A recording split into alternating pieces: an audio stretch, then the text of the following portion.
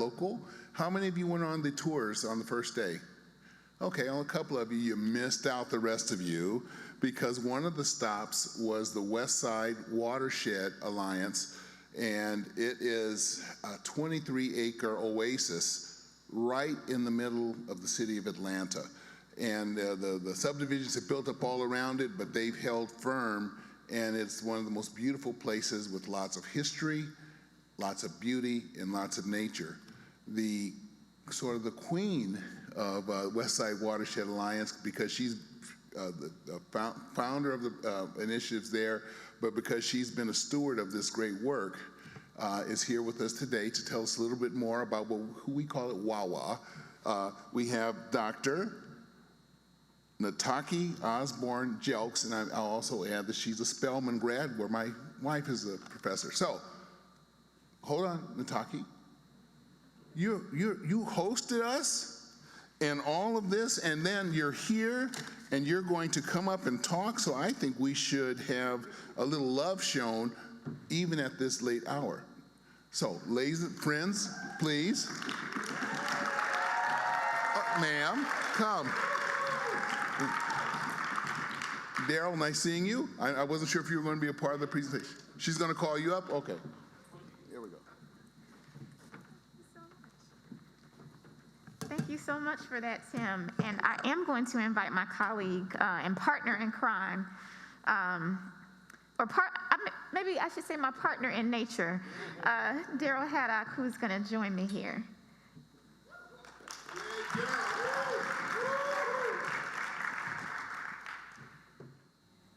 All right, well, maybe they'll catch up.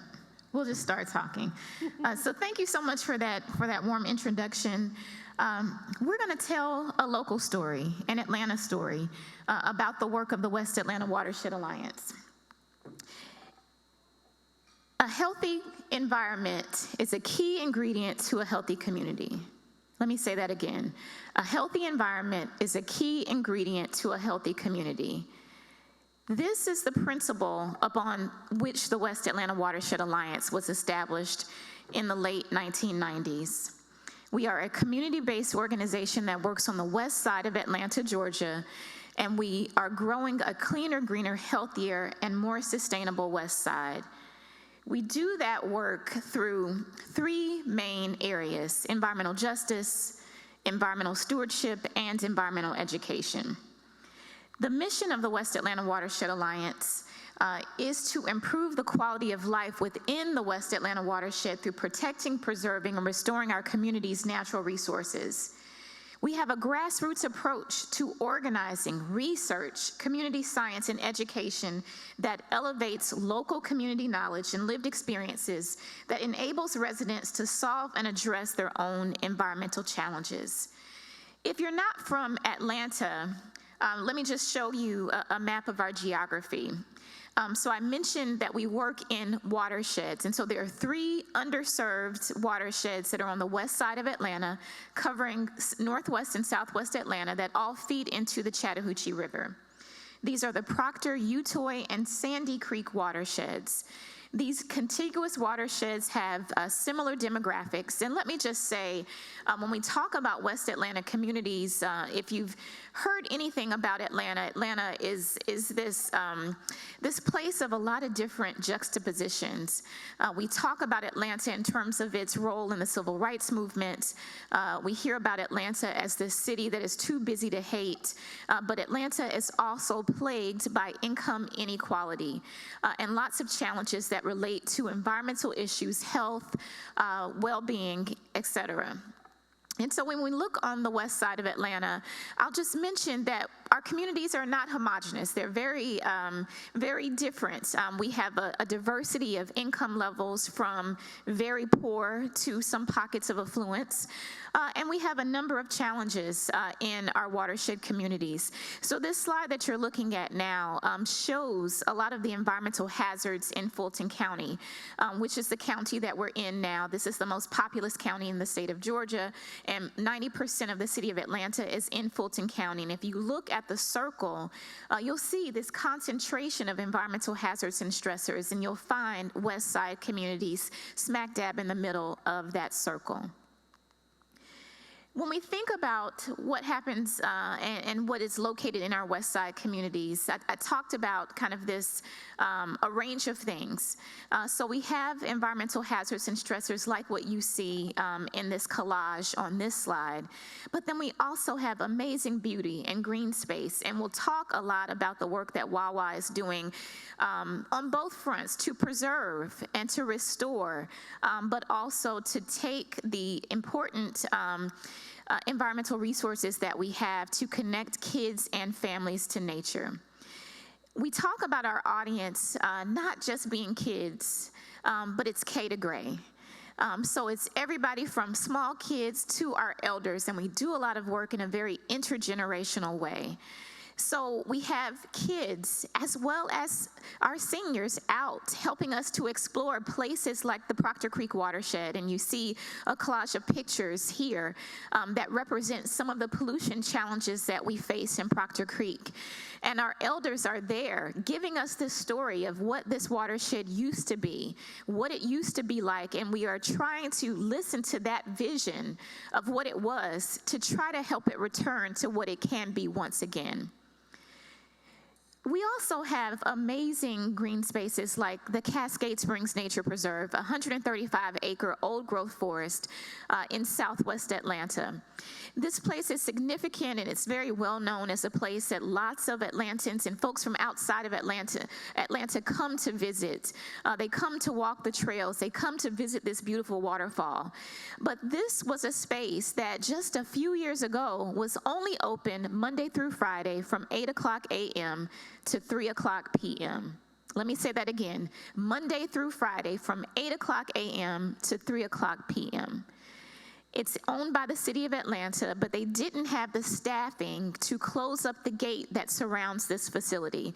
So when people came on shift at 7:30 in the morning, they would head over to Cascade Springs and open the gate. And when it was time for them to go off shift, they would come and close it up. As an organization, Wawa began to engage our community in this space. And what we found is that there were people living around this beautiful green space who had lived there 30 plus years, but didn't know what was inside because it was always closed when they weren't working or when their kids or grandkids were not in school. So we approached the city of Atlanta and we asked them to open this space up on the weekends, and they said, we can't do it. We don't have the personnel to do it. We kept pushing and said, you've got to open this up. We've invited people out to this space. It's an underutilized green space in our community. And in fact, it was preserved by people in this very community, in this African-American community in Southwest Atlanta. And they said, no, we can't do it. So we said, well, what if you give us the keys and allow us to do it? And after some negotiation, because we had community leaders who were very active in city projects, sitting on our board of directors, they said, okay, we'll give you the keys. And for almost 14 years, 7:30 a.m., every Saturday and Sunday mornings, members of our board of directors went to open the Cascade Springs Nature Preserve, and then we came back at 7:30 p.m. to try to close it. And I say try because as we opened it up, the community descended onto this space, and it was hard to get people out at 7:30 p.m. So now, the city has put an electronic fence around it, and we don't have to get up, every Saturday and Sunday mornings to do this. And it's a space that has increasingly become a lot more popular, not just to the residents in place, but to those across the metropolitan Atlanta area. And in the context of the pandemic, it's been a space that has exploded with visitation and exploded with interest. And so this is just an example of some of the work that we have done to advance connections to nature. But I said that our work falls into these three buckets: environmental justice, environmental stewardship, and environmental education. And so I'm going to ask my colleague Daryl Haddock to begin talking about our work that has focused a lot on the restoration, community science, and this K to grade education. And then he will end talking about our work to help establish the the Atlanta Children's Forest Network, which is made up of 3 properties, the Cascade Springs Nature Preserve, the Lionel Hampton Beecher Hills Preserve, that Wawa, as an all-volunteer organization at that time, helped to raise $2.5 million to preserve that land and to keep it from being developed, and to provide it as a space where our community can interact with nature. But as I mentioned, we have 3 watersheds, and so Daryl will talk a little bit about the work in the Proctor Creek watershed and how we bring this all together under the guise of environmental stewardship, environmental justice, and environmental education. So I guess you could classify me as the OE, right? The longest running environmental educator for the organization. So as the old E, not the old G, you know, I've been around for a long time, and I was fortunate enough to meet with the previous organization that ran the Outdoor Activity Center. And I saw the community vision, I met the neighbors, we understood what they wanted to see in terms of advocacy around green space. And we really had the vision to try to center a space like the Outdoor Activity Center in all 3 watersheds. And so we needed to re-engage in the Proctor Creek watershed because our illustrious founder did a lot of organizing work even as a student at the time that she was at Spelman and Georgia Tech. And so I stepped in off the board to become an environmental educator for Wawa. And my first project was working on re-engaging communities in the Proctor Creek watershed. And one thing we found was that we really needed hyperlocal resources to really lift the efforts to meet people where they were in the watershed. And one of those resources that came not too long after was the Urban Waters Federal Partnership. And so if you're familiar with the Urban Waters Federal Partnership program, it's several locations around the country that look at urban watersheds and use the resources coming from 19 federal agencies to hyperlocate technical assistance, funding, and grants so that those communities around those urban watersheds can create more lift and appreciation and hopefully restoration projects around those watersheds. So we were the 13th, I believe, urban waters location, and we received some resources from EPA and the Army Corps of Engineers and a number of organizations, and started to look at how we could collaborate to lift up the vision of community members in the watershed. And one of the first projects that was really successful from that funding was to lift up residents who wanted to self-identify themselves as watershed stewards. And so they stood on the shoulders of Wawa. We interpreted jargon. We helped demystify science. We gave them a space to collaborate and talk from various communities and neighborhoods around the watershed. And they were able to speak to the local government, to speak to the federal agencies about how they wanted to see Proctor Creek improved in terms of water quality, park access, and in some cases, new park implementation and green infrastructure implementation. And so I'm pleased to say that if you were to drive around Atlanta, you would see a number, especially the Proctor Creek watershed, you would see a number of new parks in the Proctor Creek watershed that weren't there, years ago, including the first park to ever exist in the English Avenue neighborhood came out of this collaboration. A lot of what we found in the engagement was that it required citizen science. The community who lived there understood, or community science, I should say, understood the environmental stressors that the community was up against and could speak in their own voices about those challenges. They just weren't at decision-making tables.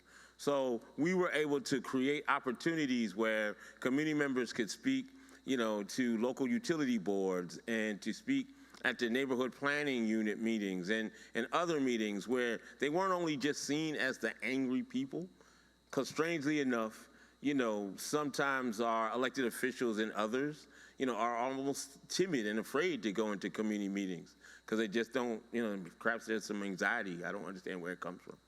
But there's some anxiety about, speaking to community members. And so the Proctor Creek Stewardship Council was one of our first efforts to leverage citizens engaging in science. You can see here we got a trash trap network and much more data collection around water quality analysis that really allow us to change the efficacy and the capacity of our community.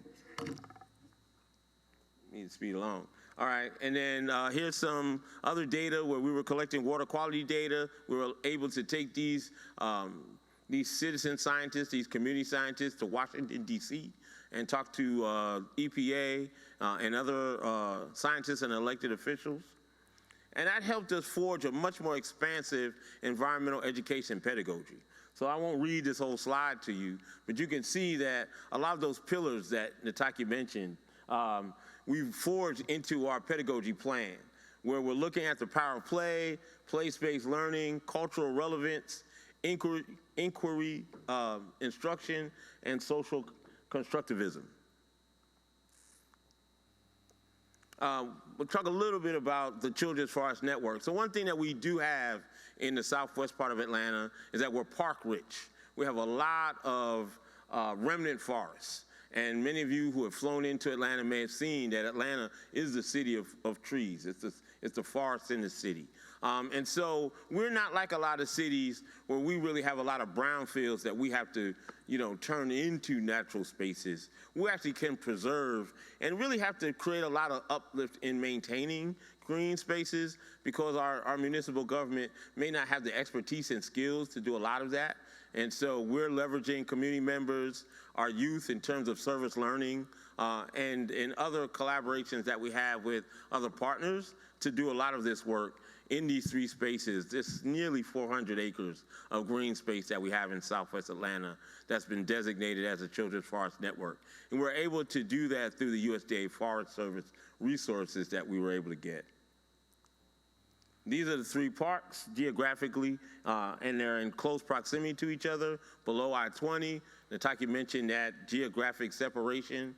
We actually have a lot of public health determinants that fall within our range, that these spaces tend to give us some respite and benefit from some of those challenges.